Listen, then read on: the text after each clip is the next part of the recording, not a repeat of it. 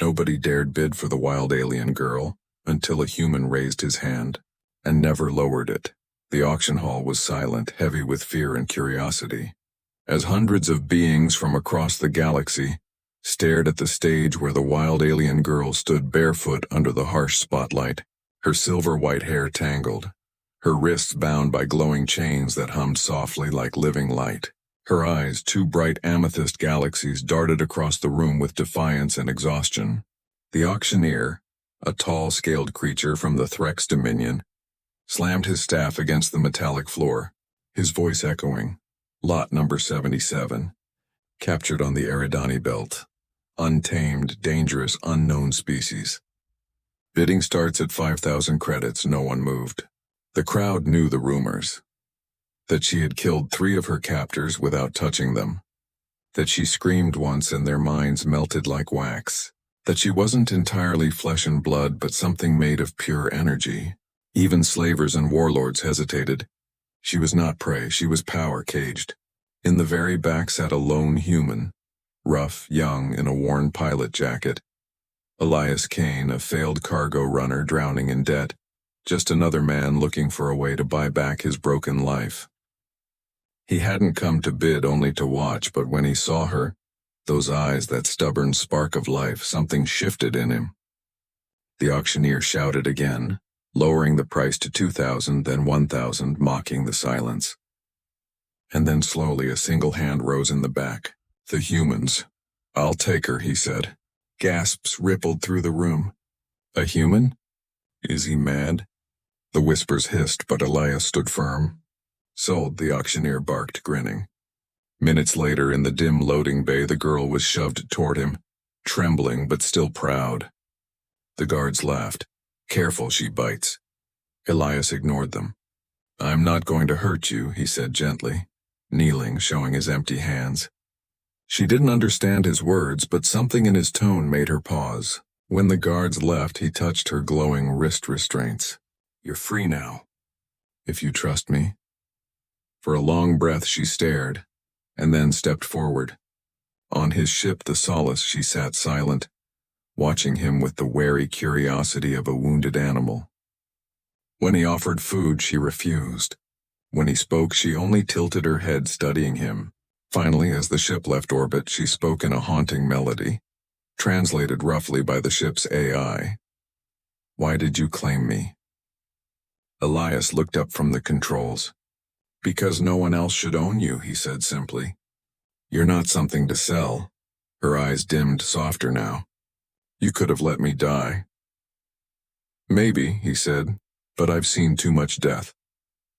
She studied him, as if trying to see the shape of his soul. "You do not fear me? Should I?" "Yes."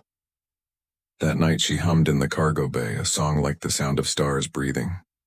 When he asked what it was, she said, "Your kind flies among the stars but never hears them. Every world sings, every sun speaks. You drown them out with noise."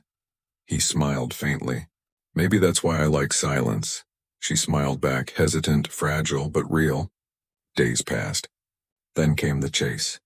A fleet of hunters from the same syndicate that had auctioned her tracked them down. Elias cursed and pushed the engines to full power, but she touched the wall and whispered, "Hold." Space bent. The stars outside blurred and folded like rippling water, and when they stopped, the pursuers were gone. Elias stared at her, stunned. That was impossible. She turned to him, eyes glowing softly. "Not impossible," she said, "just forgotten." Over the next weeks they spoke more. She told him her name. Ilara, last of the Ilari, a race that could weave space and energy, once guardians of balance across galaxies until humans and other empires began hunting them as living weapons. "They killed my kin," she said one night, voice trembling. "I stopped fighting, and they chained me." Elias placed a hand over hers. "You're not a weapon anymore." Her glow flickered like a heartbeat. On a lonely moon at the edge of nowhere, they found peace for a while. But one morning she stood outside under the cold light, her chains gone, her glow bright as dawn. "They are coming again," she said quietly. "You must leave." I'm not leaving you, Elias said. They want me, not you. If you stay, you'll die. Then I'll die standing beside you. Her eyes shimmered like tears of light. Why? Because when I raised my hand that day, he said softly, I wasn't buying you. I was saving you. And I'm not done. She smiled then, truly smiled. Then we fight. When the Black Fleet descended, the sky tore with fire.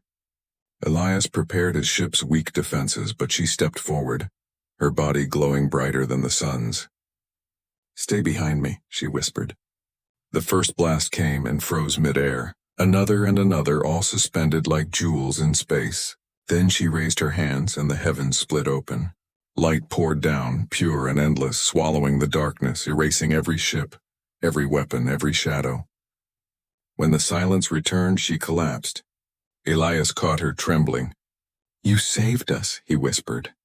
She looked up weakly, eyes fading. No, she murmured. You did. You raised your hand. Years later, wanderers told stories of a human who traveled the stars with a being made of light, the last Ilari, the girl no one dared to claim. They said she healed worlds, sang the voices of the stars, and taught silence to listen again.